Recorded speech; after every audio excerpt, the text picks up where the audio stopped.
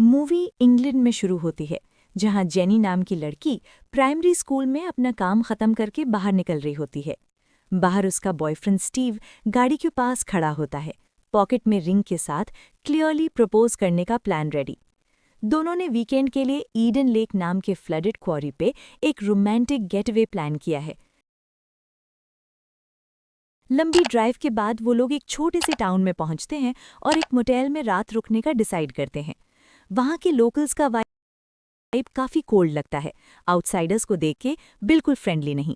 Jenny को खास तौर पे बुरा तब लगता है जब वो देखती है एक औरत सिर्फ खेलने की वजह से अपने छोटे बच्चे को जोर से थप्पड़ मार देती है। अगली सुबह वो ईडन लेक के गेटेड कम्युनिटी की तरफ ड्राइव करते हैं, जो जंगल के बीच में आइसोलेटेड सा एरिया होता है। थोड़ा आगे जाके उनको एक बहुत ही खूबसूरत शांत सा लेक मिलता है, जहां वो पूरा वीकेंड रिलैक्स करने का सोच रहे होते हैं। वहीं उनकी मुलाकात एडम नाम के एक छोटे लड़के से होती है, जो इंसेक्ट्स पकड़ के उनका स्केच बना रहा होता है। जेनी प्यार से उससे बात करने की कोशिश करती है, लेकिन एडम बोलता है कि उसकी मॉम ने उसको स्ट्रेंजर्स से बात करने से मना किया है। वो लोग उसको डिस्टर्ब किए बिना अपनी जगह पर जाकर लेक साइड पे सनबेदिंग करने लगते हैं। कुछ देर बाद एक टीनेजर्स का ग्रुप वहां आ जाता है, जो एडम को तंग करना शुरू कर देता है। उसका पकड़ा हुआ कीड़ा भी कुचल देते हैं। जेनी को उनका बिहेवियर बिल्कुल पसंद नहीं आता, लेकिन स्टीव कैजुअली बोलता है कि ऐसे ही होता है, बॉयज़ विल बी बॉयज़, और बोलता है कि अननेसेसरी पंगा नहीं लेने का। बाद में जब दोनों थोड़ी देर के लिए नैप लेते हैं, जेनी एक डॉग के भौंकने से उठती है। डॉग उसी ग्रुप का होता है, जबकि बाकी सब साइड में बैठ के लाउड म्यूजिक चला रहे होते हैं। स्टीव स्विमिंग के लिए लेक में चला जाता है, पर डॉग बार बार जेनी के पास आके भौंकता और उसे डिस्टर्ब करता रहता है। इरिटेटेड होकर स्टीव ग्रुप के पास जाकर पोलाइटली बोलता है म्यूजिक हल्का करने और डॉग को कंट्रोल में रखने के लिए। गैंग में Brett, Cooper, Harry, Ricky, Page और मार्क होते हैं। डॉग का नाम बॉनी होता है, जो ब्रेट का पेट है। वो लोग स्टीव का मजाक उड़ाते हैं, कोई भी उसकी बात सीरियसली नहीं लेता।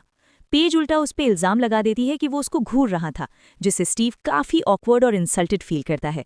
जेनी सजेस्ट करती है कि वो लोग जगह चेंज कर लेते हैं, लेकिन स्टीव के ईगो को ये अच्छा नहीं लगता। वो बोलता है कि वो पुत स्कूल किड से नहीं डरेगा।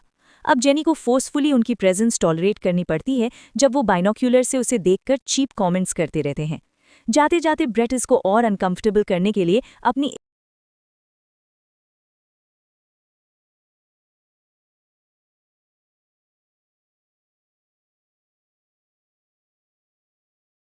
कर चले जाता है। रात को वो दोनों लेक के पास टेंट लगाकर कैंप करते हैं। जंगल से अजीब सी आवाजें आती रहती हैं, लेकिन दोनों इग्नोर कर देते हैं। सुबह उठते ही पता चलता है कि उनका सारा खाना इंसेक्ट से भरा हुआ है, तो वो टाउन जाकर ब्रेकफास्ट करने का डिसाइड करते हैं। गाड़ी के पास आते ही देखते हैं कि टायर ग्लास के टुकड़ों की वजह से पंक्चर हो गया है, जो कल वाले ग्रुप ने पीछे छोड़ दिया था। स्टीव थोड़ा इरिटेट होता है, पर टायर चेंज करके गाड़ी लेक एरिया से बाहर निकाल लेता है। टाउन के एक डाइनर में स्टीव वेट्रेस से उन टीनेजर्स के बारे में बात करता है, पूछता है क्या वो उनके पेरेंट्स को जानती हैं, ताकि वो डायरेक्टली उनसे कामली बात कर सके। वेट्रेस का रिस्पॉन्स काफी रूड होता है। वो बस बार बार कहती रहती है नॉट माई किड्स, जैसे कि उसको किसी चीज से कुछ लेना देना नहीं है। डाइनर से निकलते ही स्टीव एक घर के बाहर गैंग में से किसी का साइकिल नोटिस करता है और डिसाइड करता है कि वो डायरेक्टली वहां जाकर पेरेंट्स से बात करेगा। घर का डोर खुला होता है, तो स्टीव हल्का सा हेलो बोलते हुए अंदर चला जाता है, लेकिन कोई जवाब नहीं देता। थोड़ी देर बाद घर का मालिक जॉन वापस आता है। स्टीव तुरंत घबरा के ऊपर वाले फ्लोर पे छुप जाता है। वहां गलती से उससे आवाज हो जाती है, तो जॉन सोचता है ऊपर ब्रेट है और उसको गुस्से से बुलाने लगता है। स्टीव पैनिक में विंडो से बाहर निकलकर रूफ पे स्लाइड करता है और किसी तरह बिना दिखे गाड़ी तक लौट आता है। बाद में वापस लेक पर दोनों थोड़ा रिलैक्स टाइम स्पेंड करते हैं। इसी बीच स्टीव डिसाइड करता है कि अब प्रपोज कर देना चाहिए।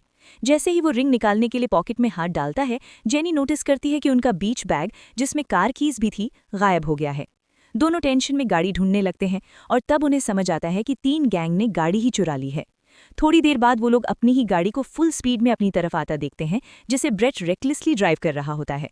वो दोनों को गालियां देते हुए गाड़ी घूम के वहां से निकल जाते हैं। रात होने तक जेनी और स्टीव जंगल में ही भटक रहे होते हैं।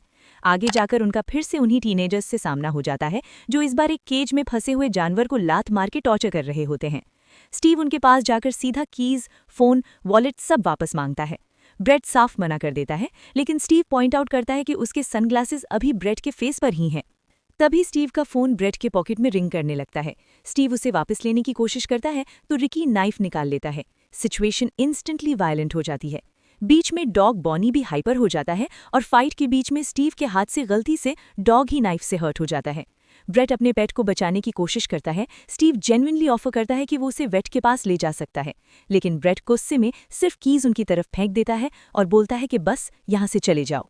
दोनों गाड़ी लेकर निकलने की कोशिश करते हैं, पर थोड़ी देर में बॉनी की डेथ हो जाती है और यही पॉइंट पे ब्रेट का गुस्सा पूरी तरह ट्रिगर हो जाता है। वो गैंग को बोलता है कि अब वो दोनों को भी नहीं छोड़ेंगे। गाड़ी थोड़ी ही दूर एक स्लोप पर फंस जाती है।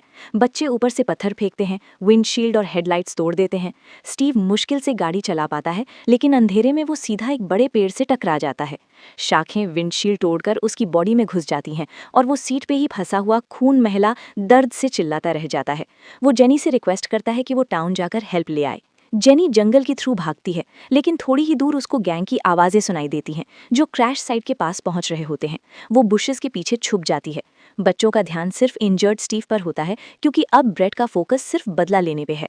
सुबह तक जेनी चुप रहती है, फिर वापस गाड़ी के पास जाकर चेक करती है, पर स्टीव वहां नहीं होता। खून के निशान फॉलो करती हुई वो उसे एक लकड़ी के पोल से बार्ब्ड वायर से बांधा हुआ पाती है, बहुत बैडली टॉर्चर्ड कंडीशन में। ब्रेट अपने फ्रेंड्स को क्लियरली बोलता है कि वो स्टीव को बेट की तरह यूज करेंगे ताकि जेनी भी वापस सामने आए और उसको भी टॉर्चर कर सकें। हैरी का कॉन्शियंस एक्टिवेट हो जाता है। वो बोलता है कि ये सब ज्यादा हो रहा है, लेकिन ब्रेट उसकी कोई बात नहीं सुनता।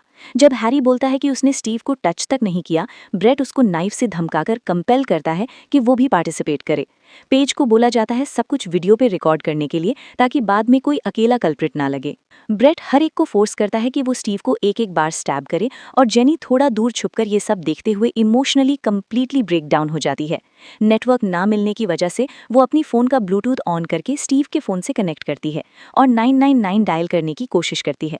कॉल का पॉपअप स्टीव के फ़ोन पे आते ही ब्रेट को कुछ गड़बड़ का अंदाज़ा हो जाता है। वो कॉल कट कर देता है और समझ जाता है कि जेनी आसपास ही कहीं छुपी है। स्टीव जोर से चिल्लाकर उसे भागने के लिए बोलता है। जेनी जान बचाकर जंगल में भागती है और ग्रुप साइकिल्स लेकर उसके पीछे लग जाता है। एक जगह उनकी साइकिल्स एक लॉग से टकराकर गिर जाती हैं, जिसकी वजह से जेनी को थोड़ा गैप मिल जाता है और वो उनसे बच जाती है। वो एक पुरानी ट्रेलर वैन के पास आती है, जिसके अंदर एक टेबल पर वॉकी टॉकी रखा होता है। दरवाज़ा लॉक्ड होता है, तो वो बाहर से हाथ डालकर डिवाइस खींचने की कोशिश करती है, लेकिन वो नीचे गिरकर टूट जाता है। इसी वक्त गैंग उसके करीब आ रहा होता है और जेनी का जैकेट दरवाजे की चेन में अटक जाता है। वो अपना जैकेट वहीं छोड़कर पीछे की साइड घुस जाती है और फिर चुपचाप रूफ पे चढ़कर उनके सर्च खत्म होने का वेट करती है। दूसरी तरफ रिकी को पता चल जाता है कि स्टीव बार्ब्ड वायर से किसी तरह निकल के भाग गया है। वो ब्रेट को इन्फॉर्म करता है और सब लोग अलग अलग डायरेक्शन में उसको ढूंढने निकल पड़ते हैं।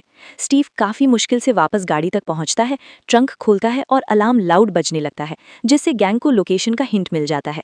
स्टीव जल्दी से कुछ एसेंशियल चीज़ें निकाल के जंगल के अंदर और आगे निकल जाता है। कुछ देर बाद जेनी और स्टीव फिर मिल जाते हैं। स्टीव इतना इंजर्ड होता है कि खुद से चलना भी मुश्किल हो जाता है। जेनी उसको सपोर्ट करके एक छोटी सी वुडन कैबिन तक ले जाती है और उसके वुंड्स क्लीन करना शुरू करती है। यहीं उसको स्टीव की पॉकेट से एंगेजमेंट रिंग मिलती है। तब उसे रियलाइज होता है कि ये सब ट्रिप एक्चुअली प्रपोजल के लिए था। स्टीव उसको बताता है कि वो दोनों अफ्रीका हनीमून के लिए जाना चाह रहा था और उसने ऑलरेडी उसके फादर से परमिशन भी ले ली थी। जब उनको कैबिन के आसपास टीनेजर्स की आवाज़ें सुनाई देती हैं, तो वो दोनों वापस हाइड मोड में चले जाते हैं। कैबिन के नीचे पानी में छुपकर लिटरली फ्लोर के डायरेक्टली नीचे क्राउच करके सांस रोककर बैठे रहते हैं। गैंग कैबिन में घुस के सिर्फ खून के निशान देख पाता है। उनको लगता है जेनी और स्टीव वहां से निकल चुके हैं। उनके जाने के बाद जेनी स्टीव को पानी से बाहर खींच कर लाती है, लेकिन अब वो लगभग बेहोश और एक्सट्रीमली वीक हो चुका होता है। जेनी समझ जाती है कि बिना प्रॉपर मेडिकल हेल्प के वो ज़्यादा देर नहीं बचेगा, इसलिए वो उसको बुशेस के अंदर अच्छे से छुपा देती है और खुद अकेली टाउन की तरफ निकल पड़ती है। जाने से पहले वो रिंग पहनकर स्टीव को दिखाती है कि उसने उसका प्रपोजल एक्सेप्ट कर लिया है। जेनी पावर लाइंस फॉलो करते हुए आगे बढ़ रही होती है कि अचानक उसका पांव जमीन में लगे एक छुपे हुए स्पाइक पर पड़ जाता है, जो सीधा उसके पैर के अंदर घुस जाता है। दर्द से वो गिर जाती है और चीखने लगती है। उसकी आवाज़ सुनकर ग्रुप भी उस तरफ आ जाता है। जेनी जल्दी से घनी झाड़ी के अंदर क्रॉल करके छुप जाती है। एक लकड़ी को दांतों से दबाकर बड़ी मुश्किल से स्पाइक अपने पाँव से निकालती है, ताकि वो ज़्यादा चीखे ना। पेन में भी वो थोड़ा आगे बढ़ती है और फिर एडम से दोबारा टकरा जाती है। वो उससे रिक्वेस्ट करती है कि वो उसको अपनी मॉम के पास ले जाए। एडम बोलता है कि उसकी मॉम काम पर गई हुई है, तो जेनी उससे कहती है कि कम से कम टाउन तक का रास्ता दिखा दे। एडम अग्री करता हुआ दिखता है, लेकिन वो उसको पावर लाइन से दूर ले जाकर जंगल में और अंदर की तरफ ले जा रहा होता है। साथ ही क्वाइटली अपने फ़ोन से किसी को टेक्स्ट भी कर रहा होता है। जेनी उससे बोलती है पुलिस को कॉल करो, तो वो बोलता है कि नेटवर्क नहीं आ रहा, वो बस गेम खेल रहा है। जेनी को शक हो जाता है। वो उसका फ़ोन पकड़ने की कोशिश करती है, तभी टीनेजर्स का ग्रुप वहाँ आ जाता है और क्लियर हो जाता है कि एडम उनके कॉन्टैक्ट में था। अगले सीन में जेनी को होश आता है तो वो एक ट्री के ट्रंक से बंधी होती है। उसके पास ही स्टीव का डेड बॉडी भी रोप से बंधा होता है। गैंग उनके आसपास पेट्रोल डालकर दोनों को आग लगाने की प्लानिंग कर रहा होता है। हैरी फिर से अपोज करता है, बोलता है कि जेनी अभी जिंदा है, ऐसे नहीं कर सकते, लेकिन ब्रेट किसी की बात नहीं सुन रहा। वो पेज को कहता है कैमरा ऑन रखने को और एडम के हाथ में मैच बॉक्स देकर उसे आग लगाने के लिए फोर्स करता है। एडम बहुत डर जाता है, लेकिन धमकी के प्रेशर में आके मैच जलाता है और नीचे फेंका देता है। स्टीव का बॉडी तुरंत फ्लेम में आ जाता है और फायर ट्री के ट्रंक तक पहुंचने लगती है। जेनी मर्सी के लिए रिक्वेस्ट करती रहती है, लेकिन धीरे धीरे फायर उसके रोप्स को भी जला देती है और वो अपने आप को फ्री कर लेती है। ब्रेट उसको पकड़ने के लिए आगे बढ़ता है, लेकिन जेनी नियर बाय रखा फ्यूल कैन गिरा देती है और जली हुई ब्रांच उस पर फेंककर एक बड़ा सा फ्लेम बैरियर क्रिएट कर देती है। वो वहां से भाग निकलती है। ब्रेट एडम को पकड़ के धमकाता है कि अगर जेनी वापस नहीं आई तो वो एडम को ही जला देगा, लेकिन जेनी रुकती नहीं। दूर से देखते हुए वो शॉक में जम सी जाती है जब ब्रेट एक्चुअल में एडम पर केरोसिन डालकर उसको भी आग के हवाले कर देता है। ये सब देखकर जेनी को उल्टी आ जाती है और बाकी मेंबर्स भी शॉक में रहते हैं, लेकिन कोई खुद ब्रेट के अगेंस्ट खड़ा नहीं होता। बाद में जेनी को एक बड़ा सा गाइड मैप बोर्ड दिखता है। वो ग्लास तोड़कर मैप निकालती है और जल्दी जल्दी रूट देखने लगती है। तब तक उसको ग्रुप की आवाज़ फिर से सुनाई देने लगती है। वो पास के एक डंपस्टर के अंदर हाइड हो जाती है। रिकी ब्रेट को इन्फॉर्म करता है कि जेनी मैप ले चुकी है, इसलिए अब उसको एग्जिट का रूट पता चल गया होगा, लेकिन ब्रेट कैजुअल टोन में बोलता है कि वो ज़्यादा दूर वैसे भी नहीं जा पाएगी। उनके जाने के बाद जेनी डंपस्टर से बाहर आती है। तभी कूपर उसे देख लेता है। वो रिलेटिवली नॉर्मल टोन में उसके पास आता है। लगता है शायद जेन्युइनली हेल्प करना चाहता है, लेकिन जेनी इतनी एक्सट्रीम स्ट्रेस में होती है कि रिएक्शन में उसकी गर्दन में ग्लास का शार्ड चुभ देती है।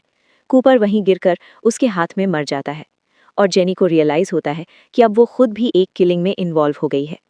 रात तक बचे हुए मेंबर्स उसे ढूंढते रहते हैं। पेज की चीख सुनकर ब्रेट वहां पहुंचता है और देखता है कि हैरी और पेज कूपर के डेड बॉडी के पास खड़े हैं। हैरी ओपनली ब्रेट को ब्लेम करता है, बोलता है ये सब उसकी वजह से हुआ है, अब वो घर जाना चाहता है। ब्रेट उसे जाने नहीं देता और उसको वो वीडियो दिखा देता है जहां हैरी स्टीव को स्टैब कर रहा होता है, ताकि उसको गिल्ट और डर दोनों फील हो। जब हैरी किसी को कॉल करने की कोशिश करता है, ब्रेट पूरे गुस्से में उसको जमीन पर गिराकर हेविली बीट करता है, पंचेस, किक्स, जब तक वो बिल्कुल मोशनलेस नहीं हो जाता। पेज ये सब देखकर शॉक में वहीं से भाग जाती है। उधर जेनी फाइनली मेन रोड तक पहुंच जाती है और एक पासिंग वैन के सामने गिर जाती है। ड्राइवर री उसको देखकर शॉक हो जाता है। जेनी उससे ऑलमोस्ट रोती हुई स्टेट में बताती है कि उन लोगों ने उसके बॉयफ्रेंड को मार दिया है, प्लीज उसे टाउन ले चले। लेकिन वो सीधा टाउन ले जाने के बजाय वैन को फिर से जंगल की तरफ मोड़ देता है। बोलता है उसका छोटा भाई रिकी अभी अंदर कहीं है और उसको वापस लाना जरूरी है। जेनी को तुरंत कनेक्ट हो जाता है कि ये रिकी वही गैंग का मेंबर है, तो वो री से रिक्वेस्ट करती है कि वापस मुड़ जाओ, लेकिन वो गेट तक आकर ही गाड़ी रोकता है जहां रिकी और मार्क मौजूद होते हैं। जब वो तीन बाहर गाड़ी के पास बात कर रहे होते हैं, जेनी अपॉर्चुनिटी देख के ड्राइवर सीट पे शिफ्ट हो जाती है और वैन लेकर वहां से निकल पड़ती है। रोड पर आगे जाते हुए उसे पेज रोड के बीच में दिख जाती है, लेकिन जेनी अब किसी पे ट्रस्ट नहीं कर पाती, तो वो रुकती नहीं। थोड़ी देर बाद वो फाइनली टाउन के पास पहुंचती है, लेकिन स्ट्रेस और इंजरी की वजह से वैन का कंट्रोल छूट जाता है और वो एक और गाड़ी से टकराकर सीधा एक घर के बैकयार्ड के फेंस को तोड़ते हुए लॉन में घुस जाती है। बैकयार्ड में लोग पार्टी कर रहे होते हैं। जेनी बाहर निकलकर हेल्प के लिए चीखती है और वहीं घास पे गिरकर बेहोश हो जाती है। लोग तुरंत उसको उठा के अंदर ले जाते हैं। कुछ वक्त बाद जब उसको होश आता है, वो एक बेड पर लेटी होती है। एक लेडी उसके जख्म साफ कर रही होती है। दूसरी औरत फोन पर किसी से बात कर रही होती है। जेनी रूम के अराउंड देखते हुए नोटिस करती है कि दीवार पर ब्रेट की फोटोज लगी हुई हैं। तब वो रियलाइज करती है कि वो एक्चुअली ब्रेट के ही घर में है। वो पैनिक में आकर एम्बुलेंस कॉल करने की रिक्वेस्ट करती है, लेकिन जॉन रूम में आकर उसको चुप रहने के लिए कहता है। जेनी स्मार्टली बोलती है कि उसे वॉशरूम जाना है और जैसे ही वो बाथरूम के अंदर जाती है, डोर लॉक कर लेती है और कोई एस्केप रूट ढूंढने लगती है। बाथरूम का छोटा सा विंडो ना साइज में इनफ होता है, ना इतना वीक कि वो उससे ब्रेक करके बाहर निकल सके। बाहर से लोगों की आवाज आ रही होती है। क्लियरली सबको जंगल में हुई इंसिडेंट और री की वैन के बारे में कुछ ना कुछ पता चल गया होता है। अब जेनी के पास कोई और ऑप्शन नहीं होता, तो वो एक रेजर उठा के अपने डिफेंस के लिए रेडी हो जाती है। जॉन डोर पे जोर जोर से धक्का मार के आखिर उसे तोड़कर अंदर आ जाता है। पेज की मदर गुस्से के लिए दौड़ती हैं, लेकिन बाकी आदमी उनको अलग कर देते हैं। पता चलता है कि जितने भी अडल्ट्स वहां मौजूद हैं, वो सब उन्हीं टीनेजर्स के पेरेंट्स हैं। ब्रेट भी वहां आ जाता है और जेनी पे इल्जाम लगाता है कि उसने उसके दोस्तों को मार डाला। जेनी डेस्परेटली समझाने की कोशिश करती है कि उन सब ने मिलकर उसके बॉयफ्रेंड को टॉर्चर करके मार दिया, लेकिन कोई उसकी बात को सीरियसली नहीं लेता। एक आदमी जॉन को वार्न करता है कि अगर ये सब चलता रहा तो पुलिस के साथ सीरियस प्रॉब्लम हो सकती है, लेकिन जॉन कॉन्फिडेंटली कहता है कि पुलिस को असली स्टोरी कभी पता नहीं चलेगी, क्योंकि ये टाउन अपने लोगों को कवर करता है। वो ब्रेट को बोलता है ऊपर जाके सोने का, और जब ब्रेट एटीट्यूड दिखाता है तो जॉन उसको एक जोर का थप्पड़ मार देता है। फिर कुछ आदमी मिलकर जेनी को पकड़ के वापस बाथरूम की तरफ खींच ले जाते हैं। क्लियरली इंटेंशन होता है उसको परमानेंटली साइलेंस करने का। ब्रेट अपने रूम का डोर बंद करके जेनी की चीखों से खुद को अलग कर लेता है। लास्ट सीन में ब्रेट कामली पेज के फोन से सारे हॉरिफाइंग वीडियोस डिलीट करता है, स्टीव की सनग्लासेस पहन लेता है और मिरर के सामने खड़े होकर अपने रिफ्लेक्शन को एक कोल्ड डिस्टर्बिंग एक्सप्रेशन के साथ देखता रहता है, जैसे उसके अंदर किसी भी तरह का रिमॉर्स बचा ही नहीं।